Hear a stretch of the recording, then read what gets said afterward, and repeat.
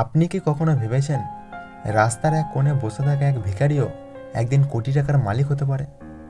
আজকে আমি আপনাকে এমন একজনের গল্প শোনাতে চলেছি যিনি ভিক্ষা করা থেকে শুরু করে তৈরি করেছেন নিজের ব্যবসা, নিজের ব্র্যান্ড, নিজের পরিচয়।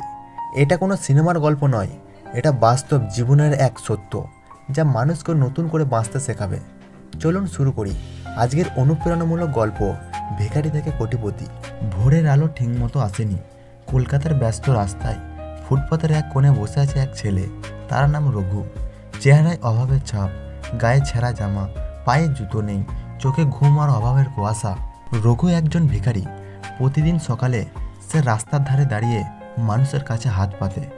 দাদা, একটুকু খাই দাও, খুব খিদে পেয়েছে। কেউ দয়া করে একটা টাকা দেয়, কেউ কিছু না বলে চলে যায়, আবার কেউ ধমক দিয়ে তাড়িয়ে দেয়। কিন্তু কেউ জানে না এই ছেলেটি একদিন কোটিপতি হবে। রঘু কখনো স্কুলে যায়নি, পড়াশোনার সুযোগ তার জীবনে ছিল না, কিন্তু সে নিজের মতো করে শিখতে চায়। যতটুকু ভিক্ষা পেত সেই টাকার একটা অংশ দিয়ে কিনে নিত পুরনো ম্যাগাজিন, খবরের কাগজ আর বই। রাস্তার ধারেই পুরনো কাগজ বিক্রেতার কাছে 1 টাকা দিলেই একটা ম্যাগাজিন পাওয়া যেত। সেইভাবে পড়তে পড়তে একদিন রঘু একটা কথা পড়ল যা তার মনকে নাড়িয়ে দিল। যদি তুমি গরিব হয়ে জন্মাও সেটা তোমার দোষ নয়, কিন্তু তুমি যদি গরিব অবস্থায় মারা যাও তাহলে সেটা শুধুই তোমার দোষ। এটি বিল গেটস বলেছিল। এই লাইনটা তার জীবনের মোড় ঘুরিয়ে দিল। সেই দিন রঘু নিজের মনে প্রতিজ্ঞা করল, আমি আর ভিখারি থাকবো না, আমি নিজের জীবন বদলে দেব, আমি হব কোটিপতি। একদিন রঘু দেখল এক লোক মোবাইলের ব্যবসার কথা বলছে। ফোন রাখার পর জিজ্ঞাসা করলো, দাদা, আপনি কি ব্যবসা করেন? লোকটা অবাক, এক ভিখারি ব্যবসার কথা জানতে চাই। রঘু বলল, আমি কিছু শিখতে চাই, ভবিষ্যতে কিছু একটা হতে চাই। লোকটা হাসলো, তারপর বলল, তুই প্রতিদিন সন্ধ্যায় আমার দোকানের সামনে এসে দাঁড়াবি, চা খেতে আসা লোকেদের অর্ডার নিবি, কিছু কমিশন পাবি, আরও অনেক কিছু শিখতে পারবি। এভাবেই শুরু হলো রঘুর নতুন পথ চলা। সে প্রতিদিন দোকানের সামনে দাঁড়িয়ে কাজ করত, কথা বলতো, শিখত। সে দেখত কিভাবে দোকান চালানো হয়, কিভাবে কাস্টমারদের সঙ্গে ব্যবহার করতে হয়। দিন গড়াতে লাগলো। একদিন সে নিজের কিছু সঞ্চয় নিয়ে এক সিদ্ধান্ত নিল, সে নিজেই একটা চায়ের দোকান খুলবে। দোকানদার তাকে একটা পুরনো গাড়ি দিল, কিছু কাপ দিল আর বলল, চেষ্টা কর বাবা, আমি তোর সঙ্গে আছি। রঘু নিজের দোকানের নাম রাখলো রঘুর চা ঘর। কিন্তু তার দোকানের একটা বিশেষত্ব ছিল, চায়ের সঙ্গে বিনামূল্যে পত্রিকা পড়ার সুযোগ। সে বলতো, এখানে শুধু চা নয়, জ্ঞানও ফ্রি। মানুষ তার ধারণাটা পছন্দ করলো। চা খেতে খেতে সবাই পড়াশোনা করতে লাগলো। একদিন এক কলেজের ছাত্র তার সঙ্গে কথা বলে বলল, দাদা, আপনি এত সুন্দর কথা বলেন, এত কিছু ধারণা কোথা থেকে শিখলেন? রঘু হেসে বলল, বই পড়ে দাদা, বই পড়লেই সব শেখা যায়।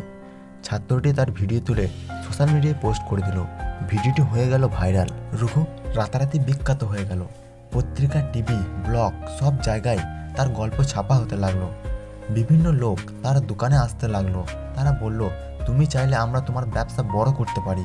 রঘু বলল, আমি শুধু চা বিক্রি করতে চাই না, আমি এমন এক জায়গা তৈরি করতে চাই যেখানে মানুষ জ্ঞান পাবে, সাহস পাবে, স্বপ্ন দেখবে।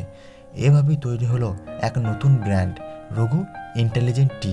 প্রতিটি আউটলেটে ছিল একটি ছোট্ট লাইব্রেরি। মানুষ চা খেতে খেতে পড়তে পারত, জানতে পারত নতুন কিছু। কয়েক বছরের মধ্যে রঘুর দোকান ছড়িয়ে পড়ল কলকাতা, মুম্বাই, পাটনা, দিল্লি ও বেঙ্গালুরুতে।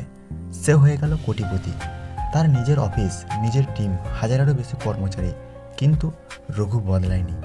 সে এখনও প্রতি বছর তার পুরনো ফুটপাতের জায়গায় গিয়ে কিছুক্ষণ বসে থাকে। একদিন এক ছোট্ট ছেলে এসে বলল, দাদা, একটা টাকা দেবেন? রঘু ছেলেটার চোখের দিকে তাকিয়ে থাকলো, যেন নিজেকেই দেখছে। সে বলল, তুই টাকা চাস না, তুই আমার সঙ্গে চল, আমি তোকে শেখাবো কিভাবে টাকা নিজের কাছে আসে। রঘু সেই ছেলেটিকে পড়াশোনার সুযোগ দিল, থাকার জায়গা দিল আর বলল, তুই আমার থেকে বড় হবে একদিন।